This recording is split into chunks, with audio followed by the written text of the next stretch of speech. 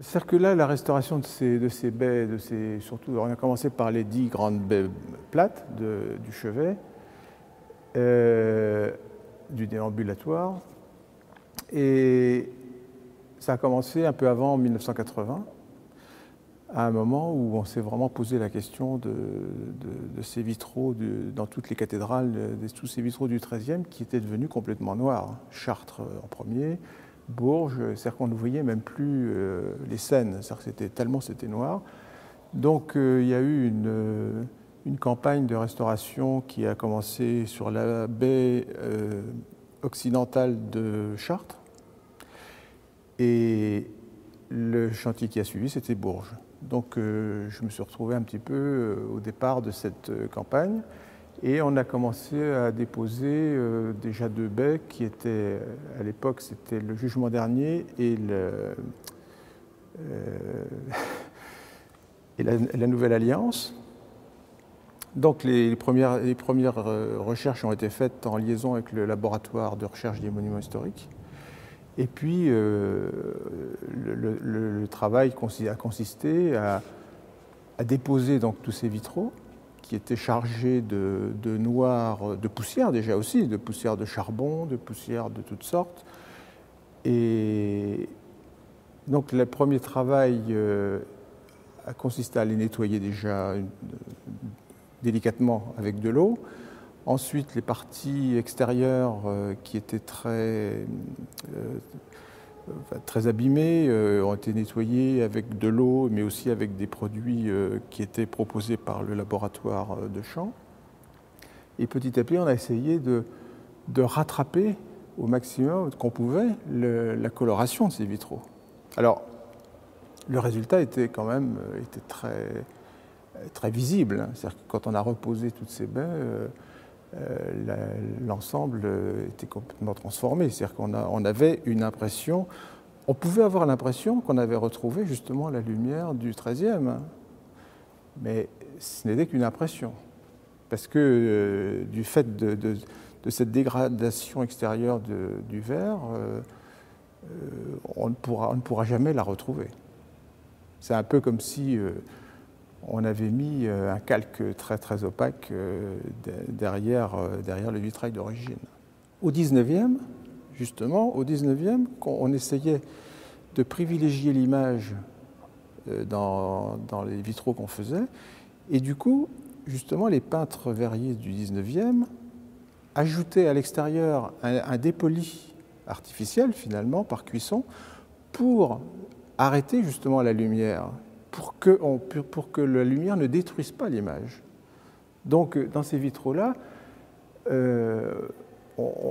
c'est ce qui s'est produit, mais d'une façon naturelle, avec le temps, avec la destruction, avec la détérioration des verres. Le plus important, c'est ce phénomène de la lumière. Parce que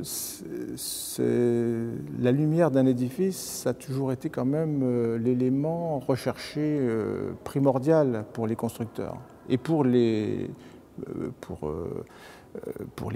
pour les prêtres. Parce que la lumière, symboliquement, c'est très fort, et que on ne peut pas, c'est-à-dire qu'on ne voulait pas avoir une lumière qui soit la même qu'à l'extérieur. Donc on a essayé de trouver des solutions qui ont varié suivant les époques d'ailleurs, pour transformer cette lumière c'est vraiment le vitrail, c'est vraiment la paroi de transition qui fait entre la lumière naturelle et la lumière spirituelle, ou spiritualisée en tout cas, de l'intérieur. Alors, là, dans ces petits vitraux-là, ça fonctionne, c'est-à-dire que c'est quelque chose qui fonctionne très bien par rapport à la lumière, parce que il y a aussi dans la composition un élément important, c'est qu'il y a énormément de blanc. C'est-à-dire que les couleurs sont toujours beaucoup séparées, soit par des filets clairs, ou des petits points clairs, des petites pièces claires. C'est-à-dire que toute la surface du vitrail est ponctuée de clairs, qui empêche la couleur d'être trop en surface, si vous voulez, je ne sais pas, qu'elle ne prenne trop d'importance. Et donc la couleur ne joue pas en tant que couleur finalement, la lumière qui passe à travers cette composition est transformée dans une lumière, je ne dirais pas une lumière blanche, mais quasiment. C'est-à-dire que la lumière n'est pas une lumière colorée comme on pourrait en avoir avec des vitraux plus récents. Enfin, Ce qu'il y a, c'est que dans le temps, on s'aperçoit que le principe de la lumière colorée, finalement, il va déboucher sur de la figuration. Il va déboucher sur de l'imagerie. Et du coup, on va perdre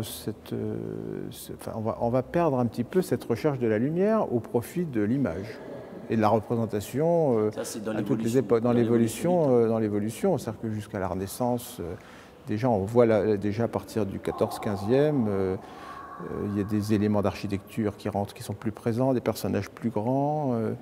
Et puis le 16e, c'est vraiment la représentation, c'est l'image qui est privilégiée, même si la lumière forcément joue un rôle, puisque la transparence, même à travers l'image, ça fonctionne aussi. Mais alors que Saint-Bernard, enfin les cisterciens, ils ont été beaucoup plus... c'est-à-dire ils n'ont pas apporté en tout cas l'évolution, la même évolution que l'autre mouvement. Et la lumière cistercienne, c'est une lumière qui est beaucoup plus naturelle justement, et qui finalement apporte un autre élément que le vitrail comme ici à Bourges. C'est-à-dire que le cistercien garde un rapport beaucoup plus important avec l'extérieur finalement. C'est-à-dire qu'il accepte la lumière naturelle, transformée un peu, mais il accepte cette lumière qui ne dérange pas, finalement.